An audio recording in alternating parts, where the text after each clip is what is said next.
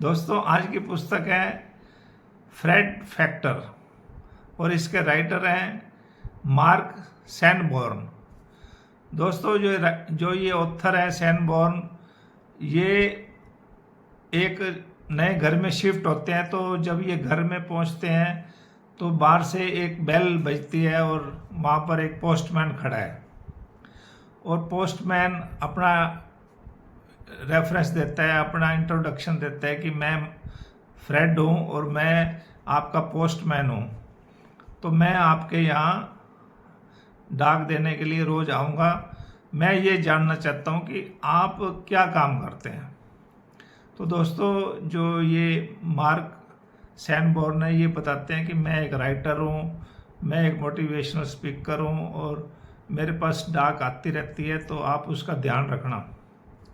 तो दोस्तों जो ये पोस्टमैन है फ्रेड, ये बताता है कि देखो, आपकी अगर बॉक्स फुल हो जाएगा तो मैं आपकी डाक को अंदर घर में घेर दूंगा या मैं अपने घर ले जाऊंगा और बाद में आपको इकट्ठी डाक दे दूंगा।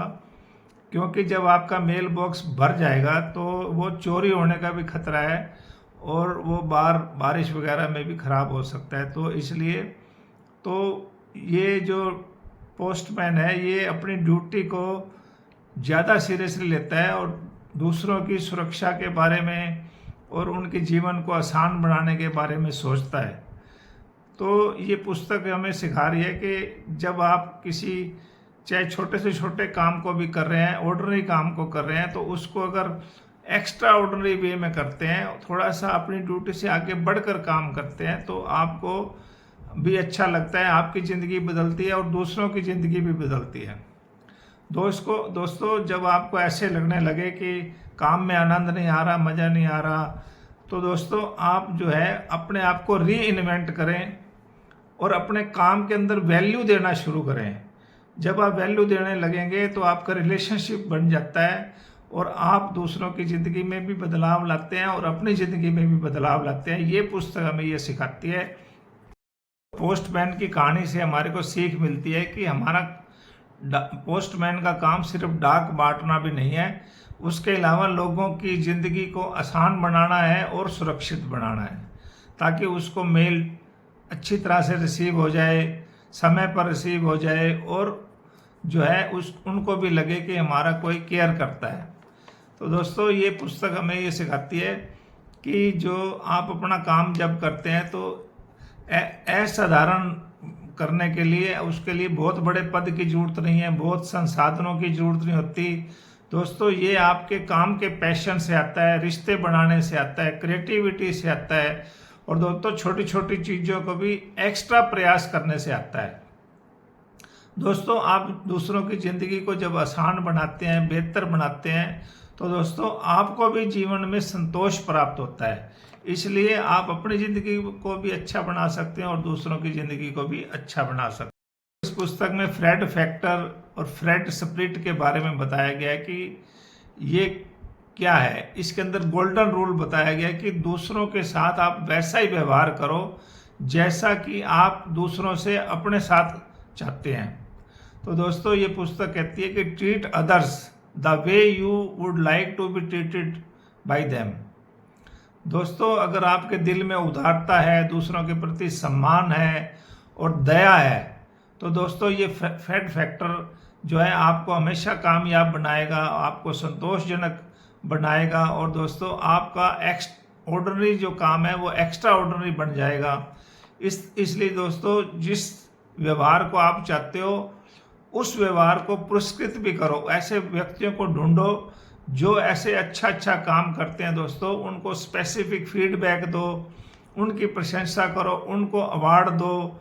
तो दोस्तों जब आप ऐसा करोगे तो उनको और काम अच्छा करने की प्रेरणा मिलती है। दोस्तों ऐसे हमें रोज़मर्रा की ज़िंदगी में ऐसी स्थितियां हमारे पास आती हैं जब हमें ऐसे मिरेकल्स देखने को मिलते हैं। दोस्तों तो हमें दूसरों को पीछे नहीं धकेलना है, पुश नहीं करना है, अपने साथ जोड़ना है, पुल करना है। ये पुस्तक सिखाती है कि लोगों को अपने साथ आमंत्रित करिए, उनके साथ मिलिए।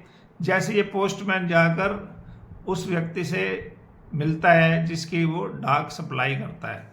तो दोस्तों जब ये रिलेशन बनाने लगते हैं हम, तो हमें ये पता लगता है कि बहुत से ऐसे लोग हैं जो अच्छा काम समाज में करते हैं। तो हमें उन लोगों को पहचानना है जिनके अंदर ये फ्रेड फैक्टर होता है दोस्तों। तो हम उस व्यक्तियों को पहचानेंगे जो असाधारण काम कर रहे हैं, जो प्रोएक्टिव हैं और जो दूसरों को शामिल कर रहे हैं अपनी ज़िंदगी में, और ऐसे हालात के हिसाब से वो अपने आप को चेंज भी करते रहते हैं। इस पुस्तक के अंदर एक होटल स्टाफ के बारे में बताया जाता है कि जब ये लेखक वहाँ पर जाता है होटल के अंदर, तो उसकी वो एक जीन्स जो डालनी थी उसने अगले दिन, वो ख़राब हो जाती है और वो कहता है कि अब मैं इसको कहाँ से धुलवाऊँ, कैसे प्रेस करवाऊँ, और क्योंकि अगले दिन का जो प्रोग्राम है वो ख़राब ना हो जाए। तो वो होटल स्टाफ से पूछता है कि मैं ऐसे इसको कैसे धुलवा कर दोबारा से तैयार करवा सकता हूँ। तो दोस्तों वो होटल स्टाफ कहता है कि हमारे यहाँ वॉशिंग की मशीन नहीं है या वो स्टाफ नहीं है, आज इसकी वॉशिंग नहीं हो सकती। तो दोस्तों बहुत अच्छा नहीं लगता उसको। तो वो कहता है कि इसका क्या अल्टरनेटिव है। तो वो जो स्टाफ होता है वो कहता है कि मैं अपने घर ले जाकर इसको धोकर कर ले आऊँगी और मैं आपका ये काम कर सकती हूँ, तो आप ये जीन्स मुझे दे दीजिए। और वो उसको रात को अपने साथ ले जाती है ड्यूटी के बाद, और जो है वो उस जीन्स को धोकर प्रेस करके अगले दिन वापस करती है। तो दोस्तों वो अपने जो उसकी ड्यूटी है उससे कुछ एक्स्ट्रा कर रही है, वो जो है रिलेशन बना रही है। और दोस्तों उसके अंदर वो फ्रेड फैक्टर है, उसके अंदर काम करने का जो एटीट्यूड है वो ये दिखा रहा है कि वो अलग है, वो ऑर्डिनरी नहीं है, वो एक्स्ट्रा ऑर्डिनरी है। तो दोस्तों ऐसा उदाहरण हमारे को रोज़ ज़िंदगी में मिलते हैं। तो हमें एक्सपेक्टेशन से ज़्यादा देना सीखना है। हम जब ऐसे वैल्यू एडिड करने लगते हैं हम, तो उसके अंदर जो है वैल्यू क्रिएट करते हैं। जैसे सच बोलने से वैल्यू क्रिएट हो जाती है दोस्तों।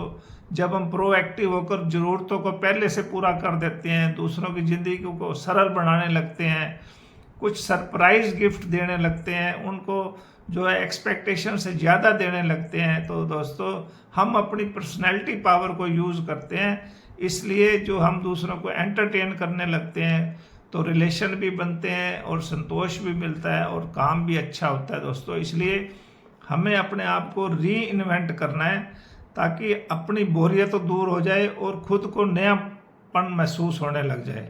तो दोस्तों ये हमारे को पैशन से आता है, काम के अंदर हमारा कितना पैशन है और हम डे टू डे में कैसे अच्छे काम करते हैं, असाधारण काम करते हैं, उनको लिखना शुरू करते हैं, जर्नलिंग करेंगे, खुद से मुकाबला करेंगे, खुद को कल से हम ज़्यादा अच्छा बनाएंगे।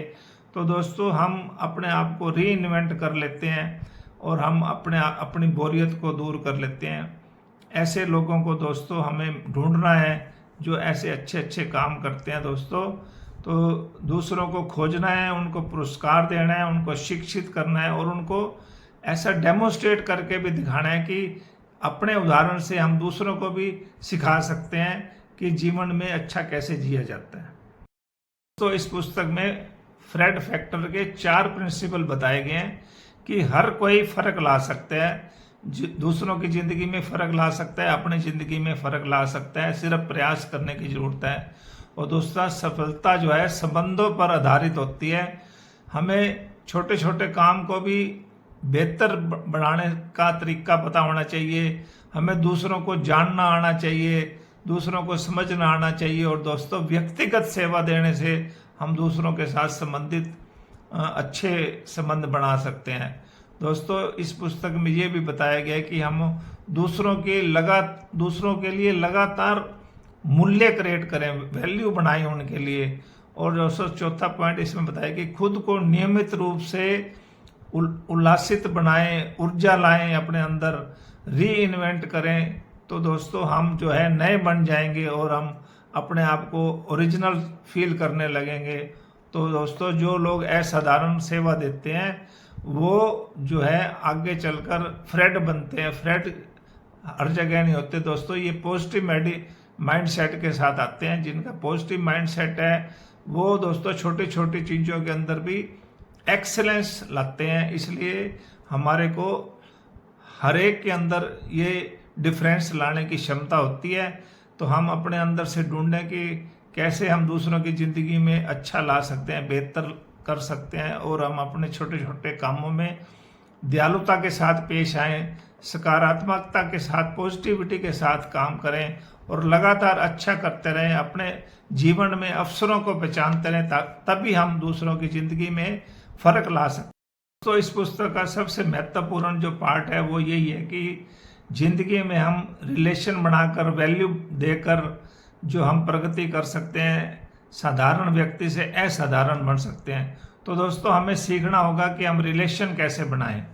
तो ये पुस्तक हमें कहती है कि सबसे पहले तो हमें अपने रोज़मर्रा के काम के अंदर रियल होना चाहिए, जो हम वास्तविक हैं वैसा दिखना चाहिए। और दोस्तों, दूसरों के अंदर हम इंटरेस्ट लें और अपना जो है उनके काम के अंदर जब हम इंटरेस्ट लेंगे तो हमें अच्छा लगेगा और जल्दी अच्छा काम करेंगे।